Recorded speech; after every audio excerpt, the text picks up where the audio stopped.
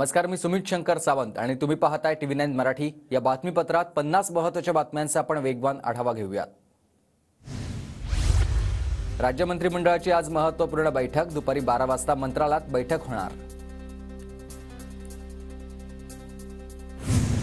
राष्ट्रवादी आमदार अपात्रता प्रकरणी विधान भवनात आज सुनावणी, विधानसभा अध्यक्ष राहुल नार्वेकरांसमोर सुनावणी होणार। शिवसेना पक्ष आणि नावाबाबत 1 मार्चला सुप्रीम कोर्टात सुनावणी, निवडणूक आयोगाच्या निर्णयाविरोधात ठाकरे गटाच्या याचिकेवर सुनावणी होणार।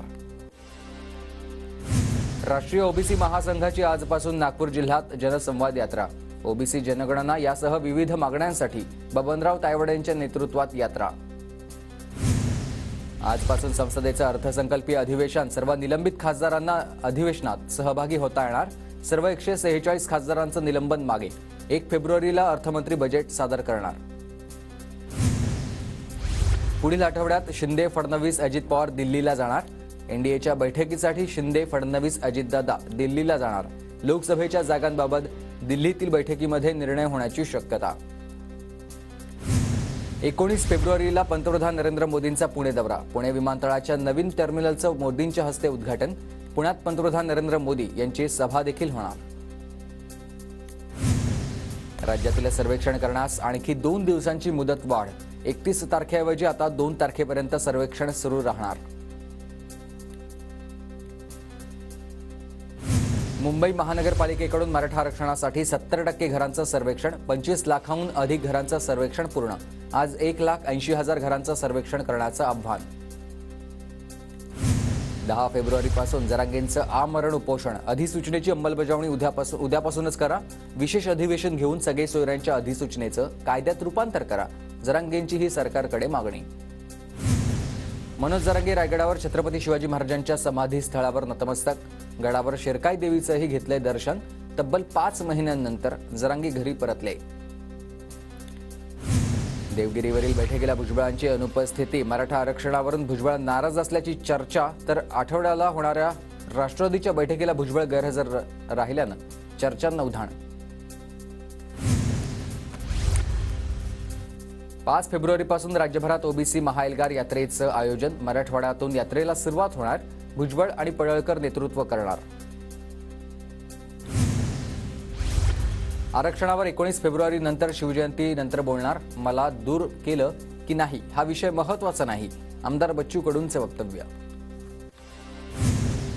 मनोज जरांगेंना राज्य मागासवर्ग आयोगाचे माजी सदस्य लक्ष्मण हाकेंचं खुलं चॅलेंज, जरांगेंना गोरगरीब मराठा मुलांचं काही पडलेलं नाही, ते ओबीसी आरक्षणाला चॅलेंज करण्याची भाषा करतायत। शिंदेंनी संवैधानिक पदावर राहून उल्लंघन केल्याचा हाकेंचा आरोप। प्रकाश आंबेडकरांच्या नेतृत्वातील वंचित बहुजन आघाडीला अखेर महाविकास आघाडीत स्थान, महाविकास आघाडीकडून अधिकृत पत्रक जारी, वंचितच्या मागण्या महाविकास आघाडी नेत्यांकडून मान्य झाल्याची माहिती। मविया बैठकीत महाराष्ट्रातील जेडीयू नेत्यांची उपस्थिती, जेडीयूकडून 1 तर समाजवादी पक्षाकडून लोकसभेच्या 2 जागांची महाविकास आघाडीच्या बैठकीत मागणी। आमदार सूर्यकांत दळवी भाजपच्या वाटेवर, उद्धव बाळासाहेब ठाकरे गटाला आणखी एक धक्का, 1 फेब्रुवारीला बावनकुळेंच्या उपस्थितीत दळवी भाजपमध्ये प्रवेश करणार असल्याची माहिती। डोंबिवलीत ठाकरे गटाची बॅनरबाजी, हे मतदान तुझं शेवटचं मतदान ठरू नये, तुझं एक मत हुकुमशाही उलथवण्यासाठी, या बॅनरवर हा उल्लेख पाहायला मिळतोय। संजय राऊत बदनामी प्रकरणात नितेश राणेंविरोधात अजामीनपात्र वॉरंट जारी, सुनावणीला हजर न राहिल्यास राणेंच्या अटकेची शक्यता, व्यक्तिशः हजेरीपासून राणेंनी मागितली होती सूट। राज्यसभेसाठी अजित पवार गटाला महायुतीतून 1 जागा, सांगलीचे माजी महापौर इंद्रिस नायकवाडी यांचं नाव चर्चेत। पुण्याच्या मुळशीत अजित पवार गटाकडून बैठकीचं आयोजन, बैठकीमध्ये बूथ कमिटी, बूथ रचना, आगामी महिला मेळाव्याच्या नियोजनासह विविध स्थानिक समस्यांवर चर्चा। आजपासून 10वीचं हॉल तिकीट मिळणार, शाळांच्या लॉगिनमध्ये हॉल तिकीट उपलब्ध होणार। हॉल तिकिटासाठी विद्यार्थ्यांकडून अतिरिक्त शुल्क न घेण्याच्या शिक्षण मंडळाच्या आहेत सूचना। मुंबई महानगरपालिकेतील 750 अभियंत्यांची पदं रिक्त, तात्काळ पदं भरण्याची अभियंता संघटनेची आयुक्तांकडे मागणी। आगामी लोकसभा निवडणुकीमुळे राज्यातील 130 पोलीस निरीक्षकांच्या बदल्या, नागपुरातील सर्वाधिक 48 पोलीस निरीक्षकांच्या बदल्या, बदलीच्या ठिकाणी तात्काळ रुजू होण्याचे निर्देश. लोकसभा निवडणुकांच्या पार्श्वभूमीवर मुंबई पोलीस दलातील अधिकाऱ्यांची बढती, कायदा आणि सुव्यवस्थेच्या दृष्टिकोनातून वेगवेगळ्या पोलीस ठाण्यात बदल्या. विरारमध्ये शाळेच्या बसचा अपघात, भावाला सहलीसाठी सोडायला आलेल्या बहिणीचा मृत्यू. नागपुरात महिलांचा आक्षेपार्ह व्हिडिओ बनवणाऱ्या शिक्षकाला अटक करण्यात आलेले मंगेश खोपरेसह आरोपीचं नाव असून औद्योगिक महोत्सवात महिलांच्या बाथरूममध्ये आरोपीनं केलं होतं हे व्हिडिओ शूट. यवतमाळच्या नेर तालुक्यातील अजांती गावच्या ग्रामसभेत 2 समाजात वाद झाल्यानं दगडफेक, गावालगतच्या अतिक्रमण जागेचा ठराव घेण्यावर 2 समाजात संघर्ष. गोंदियात सहारा इंडिया विरोधात 1 दिवसीय धरण आंदोलन. सहारा इंडिया गुंतवणूक केलेले पैसे परत न मिळाल्यानं गुंतवणूकदार आक्रमक. गोंदियातील देवरीत वाळूची अवैध वाहतूक, वाळू चोरीचा गोंदिया जिल्ह्यातील महसुलावर मोठा परिणाम. नांदेड जिल्ह्यात महावितरण विभागाचा भोंगळ कारभार चव्हाट्यावर आलेला आहे. माहूरमधील एका महिला शेतकऱ्याच्या पंपाला कृषी वीज कनेक्शन न देता चक्क 1.5 लाखांचं विद्युत बिल दिलंय. अमरावतीच्या राठीनगरमध्ये जनगणनेसाठी आल्याचं सांगत नायब तहसीलदाराच्या पत्नीला चाकूचा धाक दाखवून 5 लाखांचा ऐवज लंपास, आरोपी सीसीटीव्ही कॅमेऱ्यात कैद. पुणे सोलापूर महामार्गावर ठाकरेगडाचा रास्ता रोको. पुणे जिल्ह्यातील धरणातून उजनी धरणात 10 टीएमसी पाणी सोडण्याच्या मागणीसाठी आंदोलन. धुळे कृषी उत्पन्न बाजार समितीत ओल्या लाल मिरचीची आवक, मिरची घेण्यासाठी महिलांची झुंबड. मिरचीला सध्या 4,000 रुपये प्रति क्विंटल भाव. पालघरमधील भात खरेदी केंद्रावर 4 महिन्यांपासून भात खरेदी बंद झाली आहे. लवकरात लवकर भात विक्री केंद्र सुरू न केल्यास कुणबी सेनेचं आंदोलन करण्याचा इशारा. धुळे जिल्ह्याला दुष्काळाच्या झळा पाहायला मिळतात. 13 मध्यम प्रकल्पांमध्ये केवळ 27% जलसाठा उपलब्ध आहे.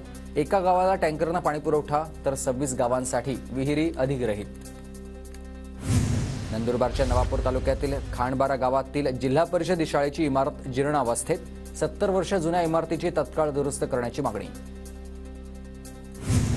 नंदुरबारच्या शहादा शहरातील पालिका शाळेची जीर्ण इमारत बनली धोकादायक. विद्यार्थ्यांसहित शिक्षकांचा जीव टांगणीला, इमारतीची लवकरात लवकर दुरुस्ती करण्याची मागणी. अंगणवाडी सेविकांचा संप मिटल्यानंतर नंदुरबार जिल्ह्यातील दुर्गम भागात पोषण आहार वितरणाचं काम सुरू. दुर्गम भागातील नागरिकांकडून समाधान व्यक्त. ज्येष्ठ अभिनेते अशोक सराफ यांना महाराष्ट्र भूषण पुरस्कार जाहीर. मुख्यमंत्री एकनाथ शिंदेंची घोषणा. मराठी चित्रपट सृष्टीतील योगदानासाठी अशोक सराफांना मोलाचा पुरस्कार जाहीर. आजवर अनेक दिग्गजांना महाराष्ट्र भूषण पुरस्कार, त्या पंक्तीत मला स्थान मिळालं हे माझं भाग्य. आजच्या दिवशी लक्ष्मीकांत बेर्डेंसह अनेक सहकाऱ्यांची आठवण येते. अशोक सराफ यांची TV9 मराठीला ही प्रतिक्रिया.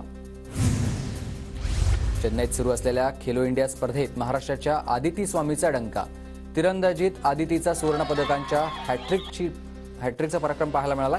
पदक तालिकेमध्ये महाराष्ट्र अव्वल स्थानी आहे. धुळे शहरात लिंगायत समाजाच्या वतीनं दीक्षाविधी, गुरु आशीर्वाचन शुभ समारंभाचं आयोजन करण्यात आलंय. महाराज वडाळीकर यांच्या प्रमुख उपस्थितीमध्ये 250 जणांनी घेतली लिंगायत समाजाची दीक्षा.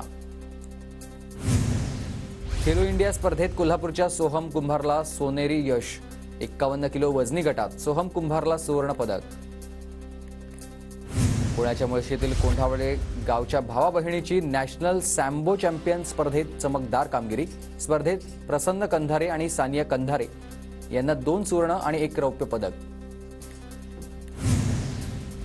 धुळे कृषी उत्पन्न बाजार समितीमध्ये बैल बाजारात उलाढाल कमी. दुष्काळ परिस्थिती असल्यानं बैलांची खरेदी विक्री कमी.